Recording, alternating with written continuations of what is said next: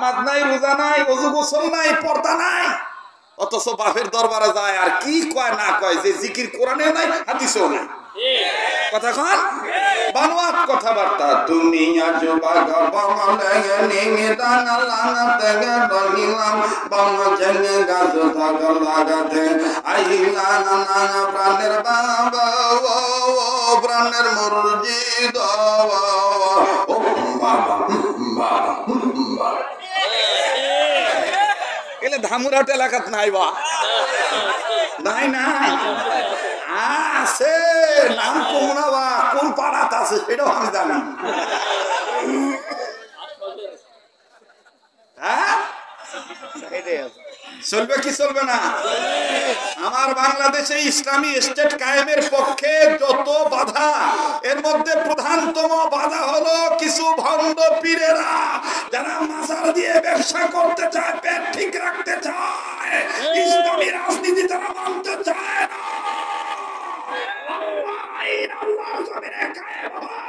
এই পীরেরা সেটা চায় না, যেই পীরেরা চায় না, এটা দুনিয়াদার পীর, এটা পেট পাচানো পীর, পীর পাচানো পীর আল্লাহর ওলি হতে পারে না।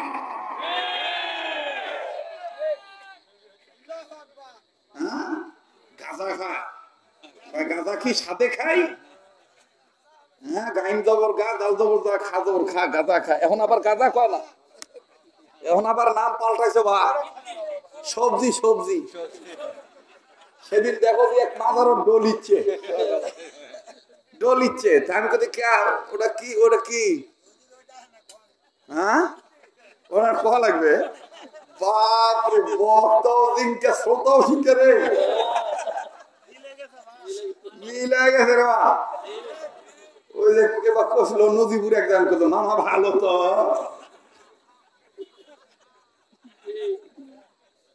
সমস্যা নাই।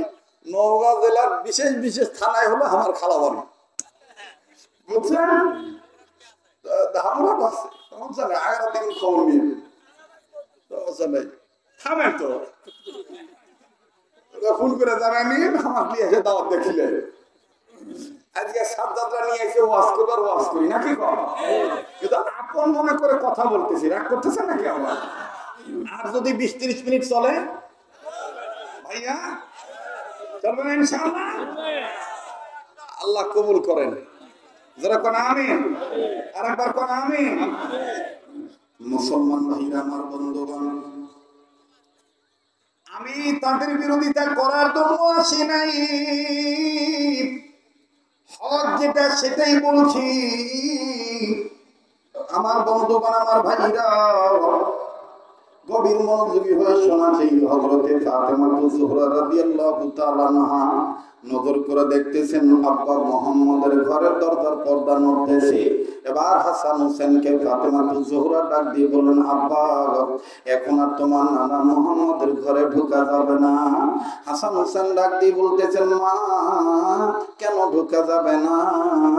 ডেকে ডেকে বলতেছেন, ঘরের ভিতরে মনে হয় জিবরাইল চাচা বসে আছে।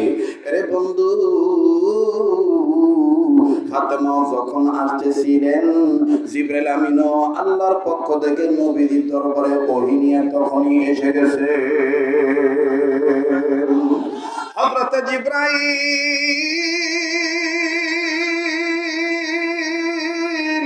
নবীদের সাথে কথা শুরু করে দিয়েছেন, কিন্তু জিবরাইল আমিন ডাক দিয়ে বলতেছেন, নবী গো, আমার মন বলে দরজার বাইরে কেউ দাঁড়িয়ে আছে। আল্লাহর নবী মুহাম্মদ সাল্লাল্লাহু আলাইহি সাল্লামকে যখন জিবরাইল আমিন ডাক দিয়ে বললেন দরজার বাইরে কেউ দাঁড়িয়ে আছে, ফাতেমা জোহরা জিজ্ঞেস করলেন, মুসলমান ভাইরা আমার বন্ধুরে, ফাতেমা জোহরা দাঁড়িয়ে আছেন। আল্লাহর হাবিবকে যখন জিবরাইল আমিন জিজ্ঞেস করলেন, আল্লাহ নবী ডাক দিয়ে বলতেছেন, ভাই জিবরাইল, বাইরে আর অন্য কেউ নাই, বাইরে আমার মেয়ে জান্নাতি নারীদের সর্দারিনী হযরতে ফাতেমা জোহরা। যখন যখনই আল্লাহর হাবিব ফাতেমাতুজ জোহরা নাম নিয়েছে, ফাতেমাতুজ জোহরা বাইরে থেকে এবারে ডাক দিয়ে বললেন, আসসালাতু ওয়াসসালামু আলাইকা ইয়া রাসূলুল্লাহ, আসসালাতু ওয়াসসালামু আলাইকা ইয়া হাবিবাল্লাহ। আব্বাজান, আমি কি আসতে পারবো নাকি? আমি আসতে পারবো কি না? ঘরের ভিতরে ঢোকার অনুমতি আছে কি নাই? ও আব্বা, আমি এখন আসবো না, পরে আসবো। আমার নবীকে হযরতে ফাতেমা ডাক দিয়ে বলতেছেন, আব্বা আমি আসতে পারবো কি? আপনি একা আছেন না অন্য কেউ আছে? আমি কি আসবো নাকি? আব্বা অনুমতি চাইছিলাম, অনুমতি দিলে ঢুকবো, আর সমস্যা থাকলে যখন আসতে বলবেন তখন আমি আসবো। আল্লাহ নবী ডাক দিয়ে বললেন, ফাতেমা ওই বক্সের কাছে রাখেন, হ্যাঁ, আর এই টেবিলটা টান দেন, মানে আমি পাও শটাং করে পাচ্ছি, ওই জন্য ঝামেলা হচ্ছে, বুঝতে পারছি। এখন না ভালো হলো না দেখি কথা ঠিক কিনা? ভালো হলো না? আমার সুবিধা মানে সবার সুবিধা, ঠিক না? হ্যাঁ, আল্লাহ কবুল করুক, জোরে কোন আমিন। আবার জোরে কোন আমিন। তো হযরতে ফাতেমাতুজ জোহরা রাদিয়াল্লাহু তাআলা আনহু ডাক দিয়ে তোমার নানি বলছে, মানে তুমি তোমার বাবা মুহাম্মদের রুমে ঢোকার আগে যদি দেখো তোমার বাবা মুহাম্মদের ঘরে দরজার পর্দা নড়ে,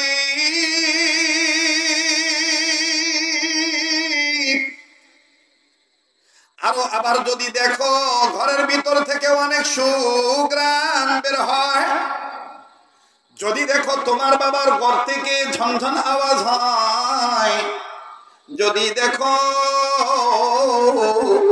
তোমার বাবার ঘরের দরজার পর্দা নড়ে, তাইলে মা তুমি বুঝে নিও তোমার বাবা একা নাই, তোমার বাবার কাছে আল্লাহর পক্ষ থেকে তোমার চাচা জিবরাইল আমিনও আছে। নারে তাকবীর।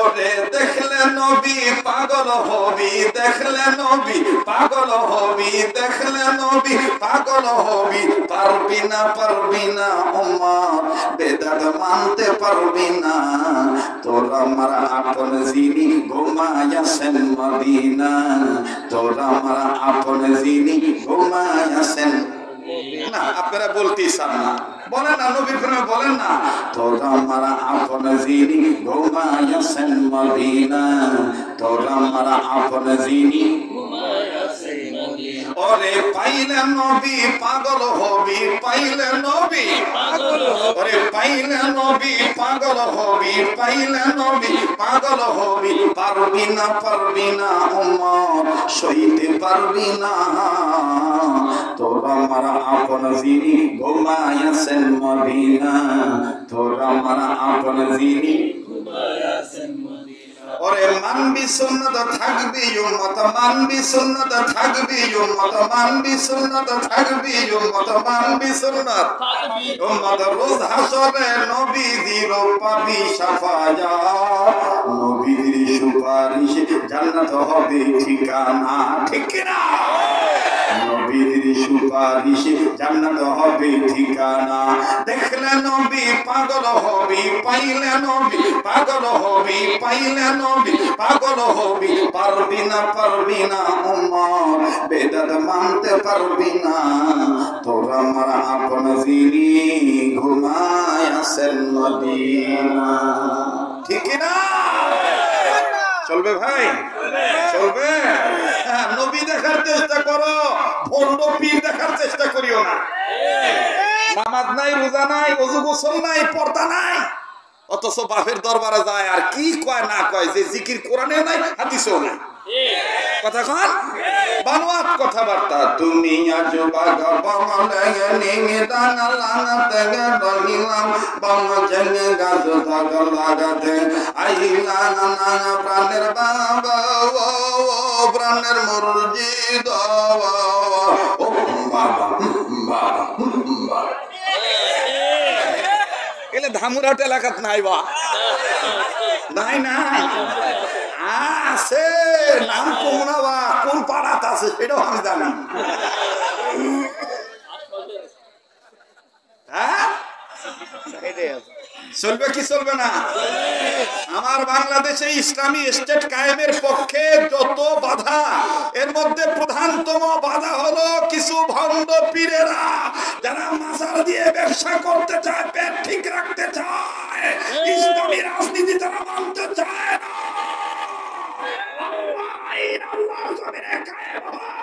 এই পীরেরা সেটা চায় না, যেই পীরেরা চায় না, এটা দুনিয়াদার পীর, এটা পেট পাচানো পীর, পীর পাচানো পীর আল্লাহর ওলি হতে পারে না।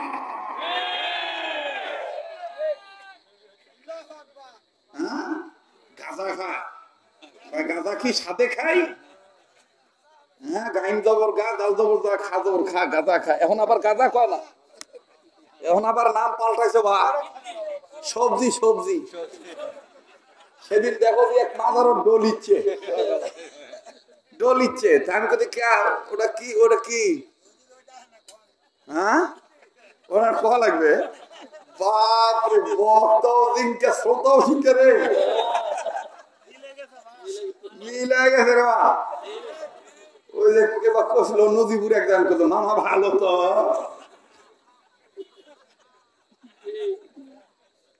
সমস্যা নাই, নওগাঁ জেলার বিশেষ বিশেষ থানায় হলো আমার খালা বাড়ি, বুঝছেন? ধামরাট আছে, সমস্যা নাই, আগের দিন খবর নিয়ে, সমস্যা নাই। থামেন তো, ফোন করে জানানি আমার নিয়ে এসে দাওয়াত দেখিলে। আজকে সাবজাতরা নিয়ে এসে ওয়াজ করবার, ওয়াজ করি নাকি কম, কিন্তু আপন মনে করে কথা বলতেছি, রাগ করতেছে নাকি আমার?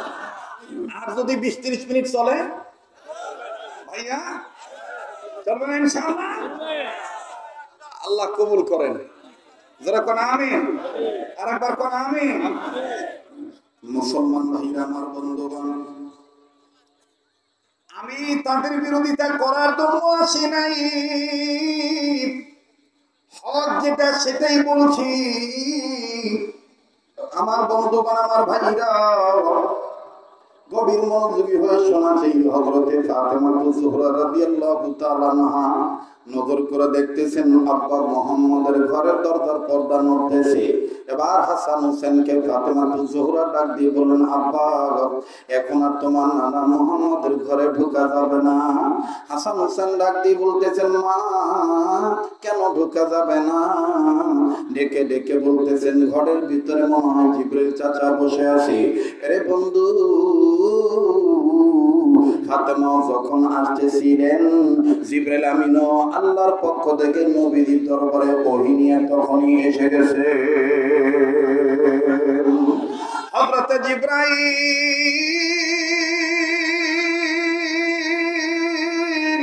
নবীদের সাথে কথা শুরু করে দিয়েছেন, কিন্তু জিবরাইল আমিন ডাক দিয়ে বলতেছেন, নবী গো, আমার মন বলে দরজার বাইরে কেউ দাঁড়িয়ে আছে। আল্লাহর নবী মুহাম্মদ সাল্লাল্লাহু আলাইহি সাল্লামকে যখন জিবরাইল আমিন ডাক দিয়ে বললেন দরজার বাইরে কেউ দাঁড়িয়ে আছে, ফাতেমা জোহরা জিজ্ঞেস করলেন, মুসলমান ভাইরা আমার বন্ধুরে, ফাতেমা জোহরা দাঁড়িয়ে আছেন। আল্লাহর হাবিবকে যখন জিবরাইল আমিন জিজ্ঞেস করলেন, আল্লাহ নবী ডাক দিয়ে বলতেছেন, ভাই জিবরাইল, বাইরে আর অন্য কেউ নাই, বাইরে আমার মেয়ে জান্নাতি নারীদের সর্দারিনী হযরতে ফাতেমা জোহরা।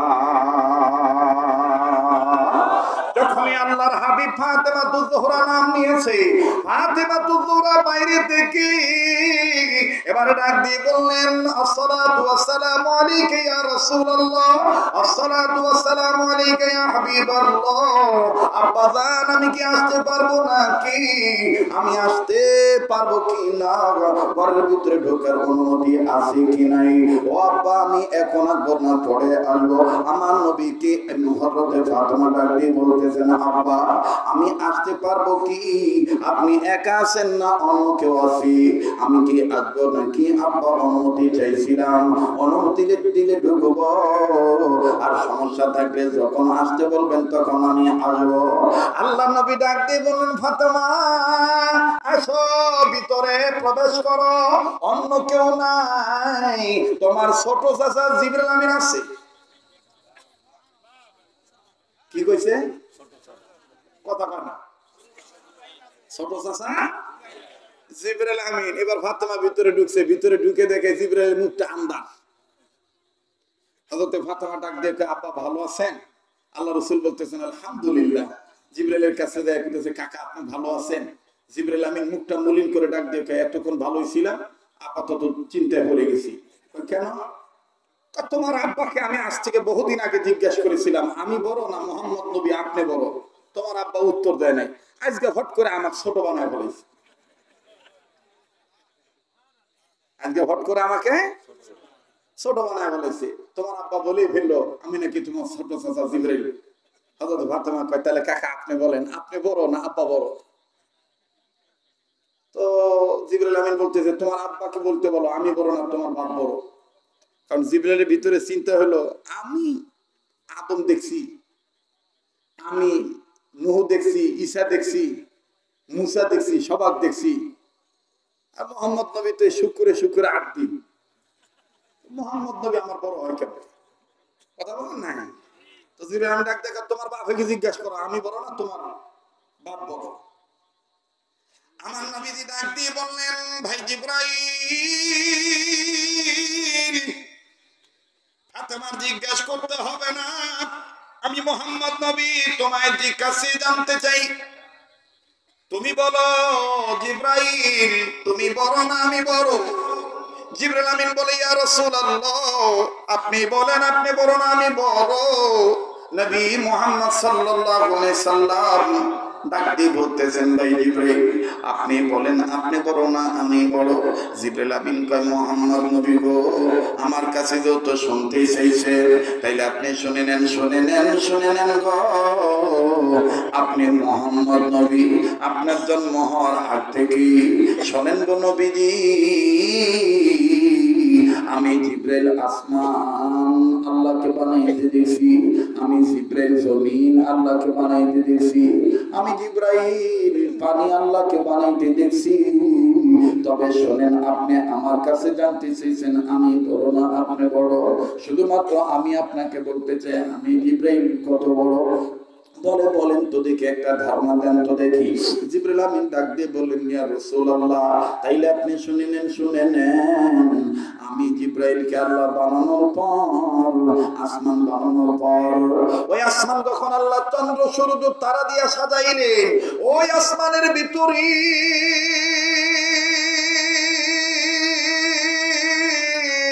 আমি জিবরাইল নজর করে দেখতে পেয়েছিলাম এত সুন্দর একটা তারা দেখা যায়, যেই তারাটা কোন তারার সাথে মিলে না।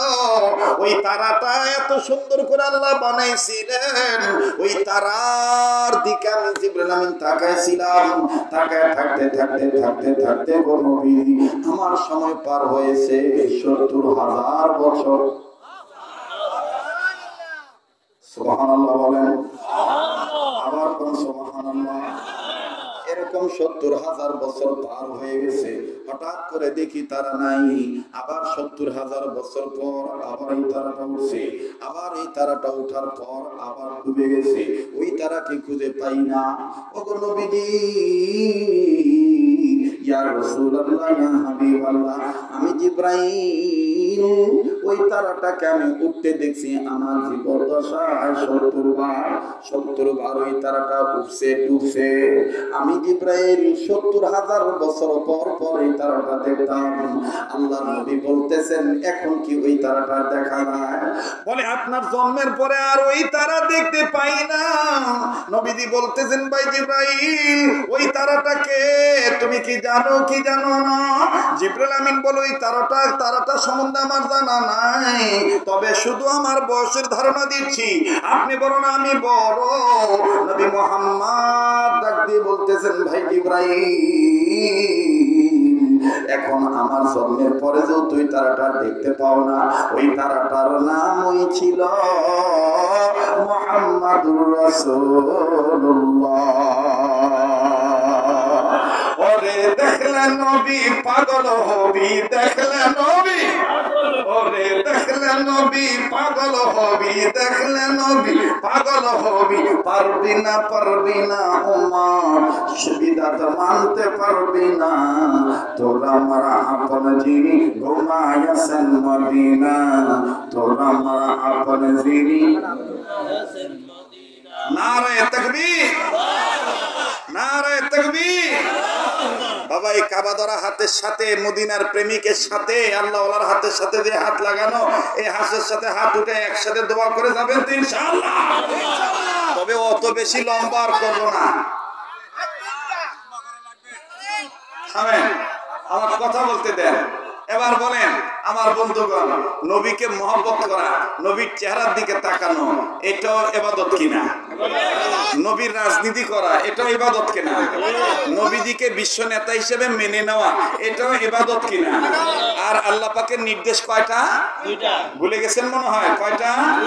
আবার বলেন কয়টা? নাম্বার 1, সকল কাজে সব সময় কার ইবাদত করা? বলেন কার ইবাদত করা? কেন কেন আমাদেরকে বানাইছেন কে? যিনি বানাইছেন তিনার ওই আইন মানতে হবে। আলাহুল খালক ওয়াল আমর, আল্লাহু আকবার। সৃষ্টি যার আইন চলবে তার একথা কার?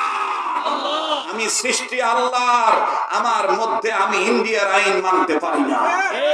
আমি সৃষ্টি আল্লাহর, আমি মানুষের তৈরি করা আইন মানতে পারি না।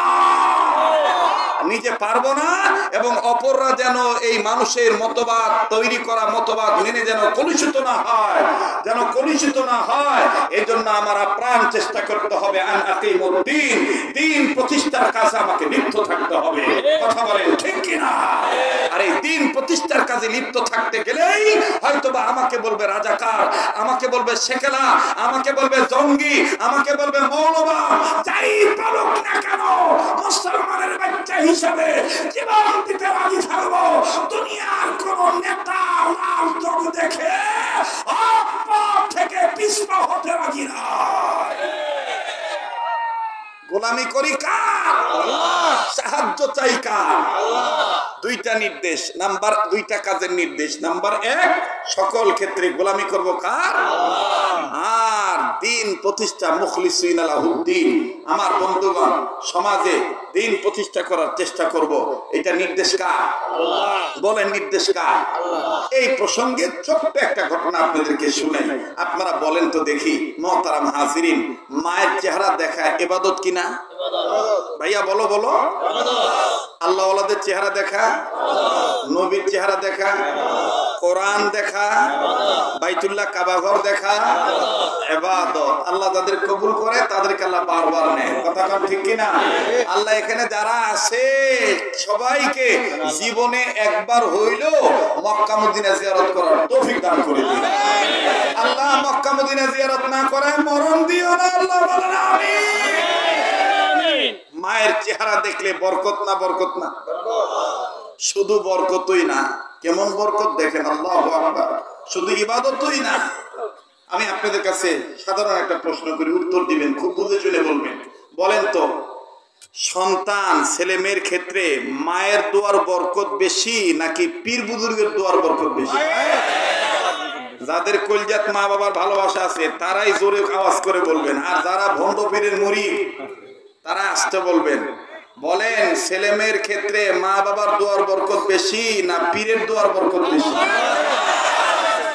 শুধু মা বাবার দোয়ার বরকতই বেশি না, শুধু পীর না, আলেম না, এমনকি নবী মুহাম্মদ সাল্লাল্লাহু আলাইহি সাল্লামের চাইতেও সন্তানের ক্ষেত্রে মা বাবার দোয়ার বরকত বেশি। কেমন? সুবহানাল্লাহ বলেন।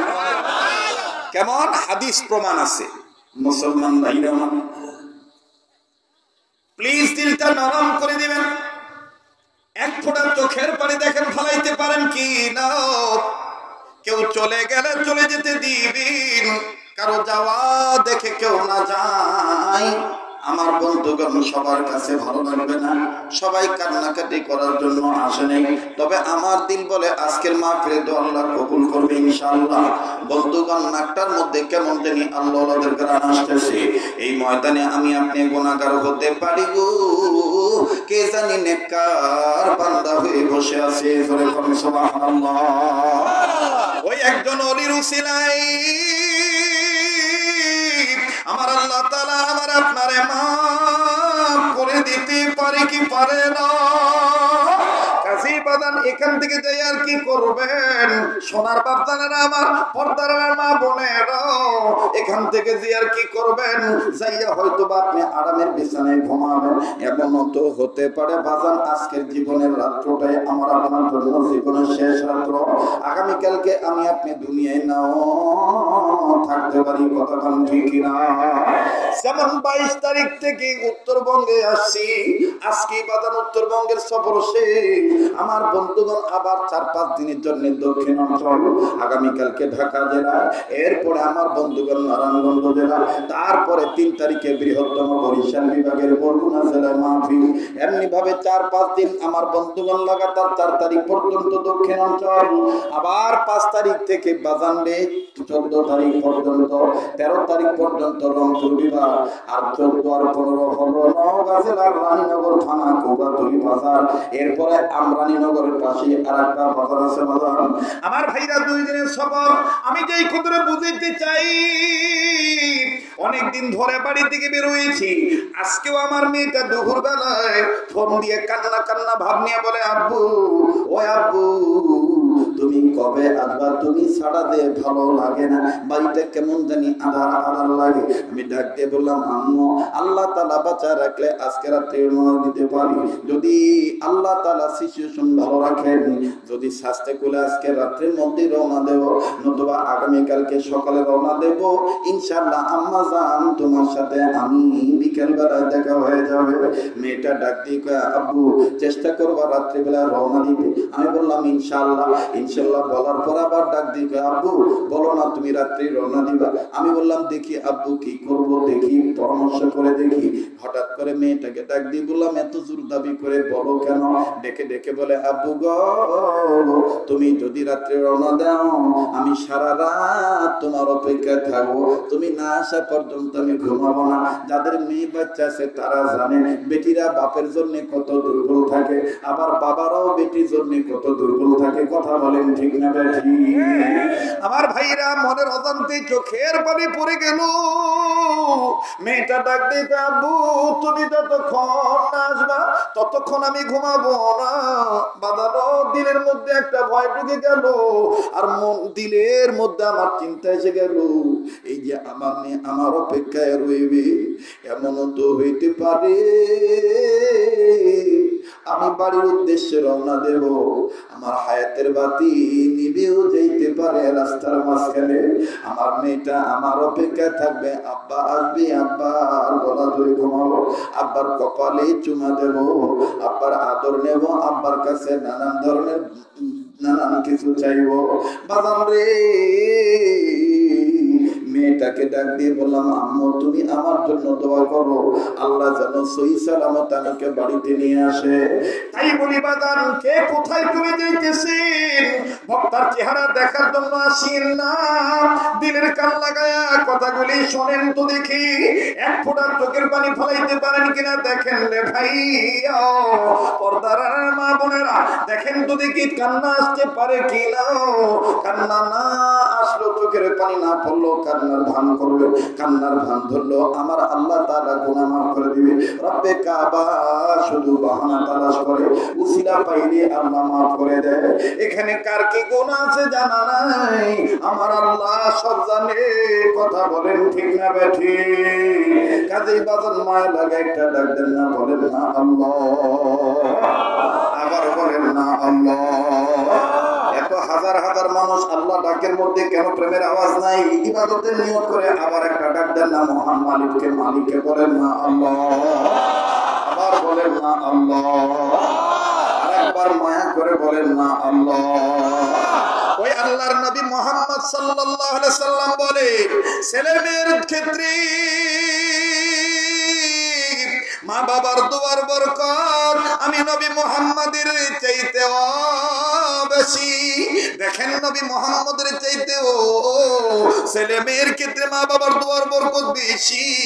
ইবাদত মনে করে কথাগুলি শুনবেন আমার বন্ধুগণ, আমার ভাইরা। সাহাবী হযরত আনাস রাদিয়াল্লাহু তাআলা নবীজির দরবারে নবীজির খেদমত করেন। আল্লাহর হাবিব মুহাম্মদ সাল্লাল্লাহু আলাইহি সাল্লামের দরবার থেকে আবার মায়ের কাছে যায়, মায়ের দরবার থেকে আবার নবীর দরবারে আসে। একদিন হযরত আনাসের মা, যখন আনাস নবীজির দরবারের উদ্দেশ্যে রওনা দিয়েছি, আনাসের মা পিছন থেকে গলাটা ধরে ধরে ডাক দিয়ে প্রাণের বেটারি, ও আমার কলিজার টুকরারি, আব্বা তুই আবার নবীর দরবার থেকে কবে আসবি বলস না? আনাস ডাক দিয়ে বলতেছেন, মা কেন হঠাৎ করে প্রশ্ন জানতে চাও বুঝলাম না। আনাসের মা কান্দার ডাক দিয়ে কয়, বাবা ইদানিং তোমার চেহারার দিকে তাকাইলে কেমন জানি মুহাম্মাদি নূর দেখতে পাই। তোমার এখন যত দিকে ততই ভালো লাগে। হযরত আনাস ডাক দিয়ে বলেন, মা গো এটা নবীজির দরবারের বরকত, এটা নবীজির সোহবতের বরকত। বাবাজি হক্কানি আলেমদের রং ঢঙের পোশাক পরা লাগে না, সাদা সিধা ভাবে চলে। নবীর ইশক থাকার কারণে